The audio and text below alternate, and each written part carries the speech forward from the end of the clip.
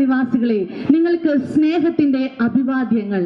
മനുഷ്യന്റെ മണിമകുടമായ സൃഷ്ടിയുടെ മണിമകുടമായ മനുഷ്യന്റെ ഈ ഏറ്റവും ആഘോഷങ്ങളുടെ ഒരു നിറവാണ് ഈ ക്രിസ്തുമസ് ദിനം. ഡിസംബർ മാസം ക്രിസ്തുമസിന്റെയും ജനുവരിയിൽ പുതുവത്സരത്തിന്റെയും ആഘോഷങ്ങൾ നിറഞ്ഞു നിൽക്കുമ്പോൾ സ്നേഹമുള്ള അല്ലപ്രം നിവാസികളോട് ഞങ്ങൾക്ക് പറയാനുള്ളൊരു സ്നേഹത്തിന്റെ സന്ദേശമാണ്. ആ സ്നേഹത്തിന്റെ സന്ദേശമാണ് ഞങ്ങൾ ഇന്നോട് വിളിച്ചു പറയാൻ പോകുന്നത്. അതാണ് നസ്രേനായ യേശു ക്രിസ്തു. ആ യേശു ക്രിസ്തു, നസ്രേനായ യേശു ക്രിസ്തു 2000 വർഷങ്ങൾക്ക് മുമ്പ് ഈ പാപപരിഹാരത്തിന് വേണ്ടി, മാനവരാശിയുടെ പാപപരിഹാരത്തിന് വേണ്ടി കന്യകാമറിയ ഉദരത്തിലൂടെ സൃഷ്ടിക്കപ്പെട്ട നസ്രേനായ യേശു ക്രിസ്തുവിന്റെ സ്നേഹ സന്ദേശമാണ് ഞങ്ങൾ ഇന്ന് നിങ്ങളോട് ഇവിടെ പ്രസംഗിക്കുവാൻ പോകുന്നത്.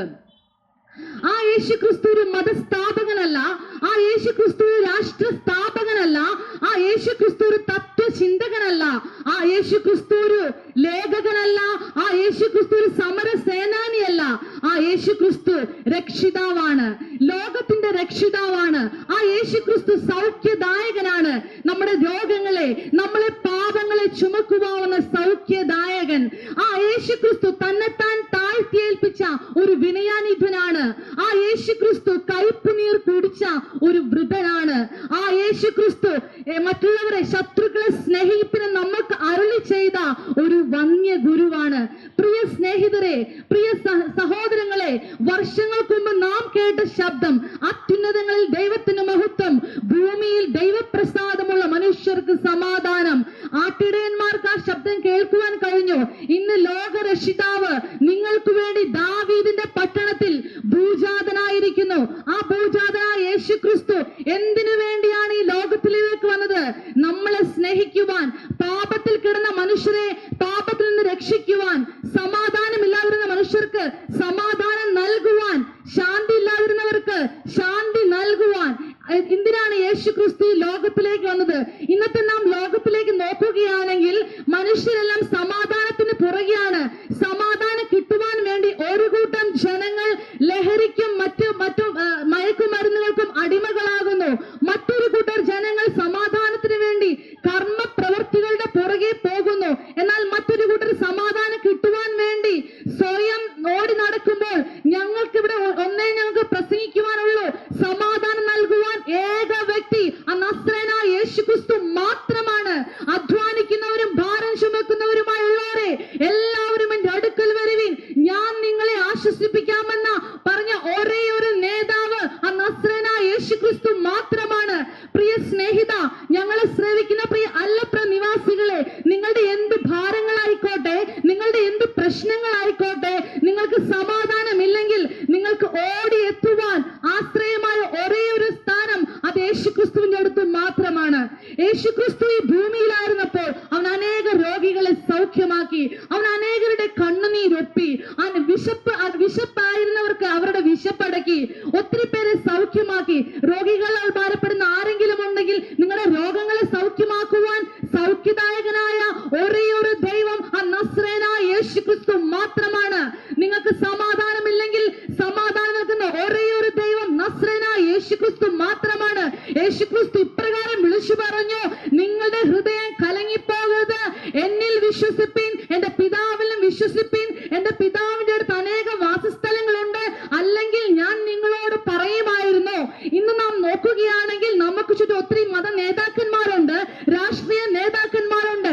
ഇവരാരും അവരിരിക്കുന്ന ഇരിപ്പിടങ്ങളിൽ നമ്മളെ ഇരുത്തത്തില്ല. എന്നാൽ യേശു ക്രിസ്തു ഇപ്രകാരം പറഞ്ഞു, ഞാൻ ഇരിക്കുന്നിടത്ത് നിങ്ങളെ ഇരുത്തുന്നതിന് പിന്നെ വന്ന് നിങ്ങളെ ചേർത്തുകൊള്ളും. ഇപ്രകാരം പറയുവാൻ വേറെ ഒരു വ്യക്തിക്കും സാധിക്കത്തില്ല. എന്നാൽ ഞങ്ങൾ വിളിച്ചു പറയുന്ന നസ്രേനായ യേശു ക്രിസ്തുവിന് മാത്രമേ യേശു ക്രിസ്തു ഇരിക്കുന്നിടത്ത് ഇരുത്തുവാൻ കഴിയത്തുള്ളൂ. ഞങ്ങളെ സ്നേഹിക്കുന്ന പ്രിയ സ്നേഹിത, നിങ്ങളുടെ എന്ത് ഭാരങ്ങളായിക്കോട്ടെ, നിങ്ങളുടെ എന്ത് പ്രശ്നങ്ങളായിക്കോട്ടെ, ഒരുപക്ഷെ നിങ്ങൾക്ക് മറ്റുള്ളവർ പറയാൻ സാധിക്കത്തില്ലായിരിക്കാം. സ്വന്തം കുടുംബത്തിൽ പോലും സമാധാനമില്ലാതെ നിങ്ങൾ ആകെ ഭാരപ്പെട്ട് അത് ആരോട് പറയുമെന്ന് വിഷമിച്ചിരിക്കുകയാണോ? ഞങ്ങളെ ശ്രദ്ധിക്കുന്ന പ്രിയ സ്നേഹിതരോട് ഞങ്ങൾ ഇപ്രകാരം പറയാൻ സാധിക്കും, നിങ്ങളുടെ എല്ലാ പ്രശ്നങ്ങളും, നിങ്ങളുടെ സകല പ്രശ്നങ്ങൾക്കും ഒരു പരിഹാര മാർഗം ഞങ്ങൾ ഇന്ന് വിളിച്ചു പറയുന്ന നസ്രേനായ യേശു ക്രിസ്തു മാത്രമാണ്. ഇന്നാണെങ്കിൽ ഒരു കൂട്ടം ജനങ്ങൾ, ഒരു കൂട്ടം യൗവനക്കാര്, ഒരു കൂട്ടം ആൾക്കാര് സമാധാനമില്ലാതെ ആത്മഹത്യ മാത്രം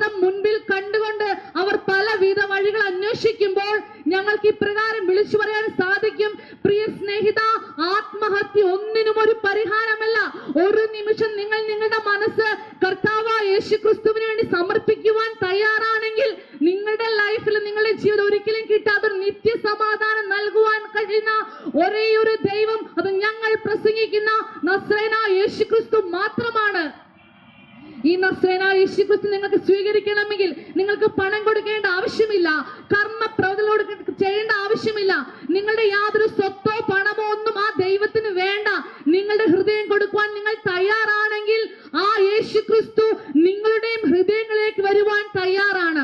ഈ ക്രിസ്തുമസ് എന്ന് പറയുന്നത് സമാധാനത്തിന്റെയും സന്തോഷത്തിന്റെയും ഐശ്വര്യത്തിന്റെയും ഒക്കെ സന്ദേശമാണ് ഞങ്ങൾക്ക് നൽകുന്നത്. എന്നാല് ഞാനൊരു കാര്യം ചോദിച്ചു നോക്കട്ടെ, ഈ അല്ലപ്ര നിവാസികളോട് യഥാർത്ഥമായ സന്തോഷവും സമാധാനവും നിങ്ങളുടെ ഹൃദയങ്ങളിലുണ്ടോ?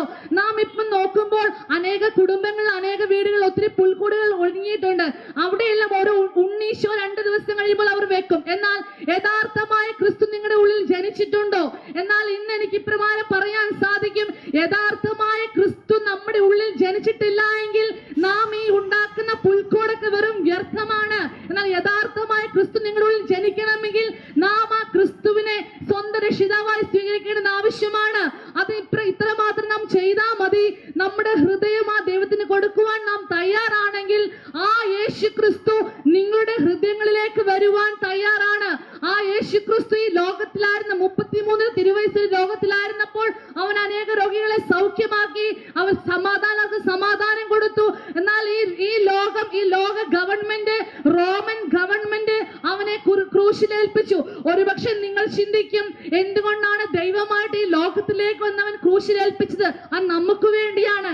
പാപത്തിൽ കിടന്ന് നമ്മളെ രക്ഷിക്കുവാൻ വേണ്ടി അവസാന തുള്ളി രക്തം വരെയും ആ ക്രൂശിൽ യാഗമായി നമുക്ക് വേണ്ടി തീർത്ത ഒരേ ഒരു നേതാവ് ഞങ്ങൾ പ്രസംഗിക്കുന്ന നസ്രയനായ യേശു ക്രിസ്തു മാത്രമാണ്. അവർ ആ യേശു ക്രിസ്തുവിനെ ക്രൂശിൽ ഏൽപ്പിച്ചു. എന്നാൽ 3-ാം ദിവസം അവർ യേശു ക്രിസ്തുവിനെ കല്ലറയിൽ അടക്കി. എന്നാൽ 3-ാം ദിവസം മരണത്തെയും പാതാളത്തെയും എല്ലാം ജയിച്ചുകൊണ്ട് ആ യേശു ക്രിസ്തു ഉയർത്തെഴുന്നേറ്റു, സ്വർഗാരോഹണം ചെയ്തു. ഇന്നും നമ്മൾക്ക് വേണ്ടി ജീവിക്കുന്നു. യേശു ക്രിസ്തു വന്നു എന്നുള്ള യഥാർത്ഥമായ സത്യമാണ്. കാരണം എന്ന് വെച്ചാൽ ഈ ലോകത്തെ 2ആയി വിഭജിച്ചുകൊണ്ട് ഈ ലോകത്തിന്റെ മധ്യസ്ഥനായി BC എന്നും AD എന്നും ഈ ലോകത്തെ വിഭജിച്ചുകൊണ്ട് യേശു ക്രിസ്തു വന്നത് സത്യമാണെങ്കിൽ ഞങ്ങൾ വിളിച്ചു പറയുന്നു, ഇനിയും ആ യേശു ക്രിസ്തു വീണ്ടും 2ാമത് വരും. ആ 2ാമത് യേശു ക്രിസ്തു വരുമ്പോൾ നാം ആ യേശു ക്രിസ്തുവിനോടുകൂടെ പോകണമെങ്കിൽ നമ്മൾ എന്ത് ചെയ്യണം? പ്രിയ സ്നേഹിത, നിങ്ങളുടെ ഹൃദയങ്ങൾ യേശു ക്രിസ്തുവിന് കൊടുക്കുവാൻ നിങ്ങൾ തയ്യാറാണെങ്കിൽ, ആ യേശുവിനെ നിങ്ങളുടെ ഹൃദയങ്ങൾ സ്വീകരിക്കുവാൻ നിങ്ങൾ തയ്യാറാണെങ്കിൽ നിങ്ങൾക്കും ആ യേശു ക്രിസ്തു 2ാമത് വേഗത്തിൽ വരുമ്പോൾ അവനോടുകൂടെ പോകുവാൻ നിങ്ങൾക്കും സാധിക്കും.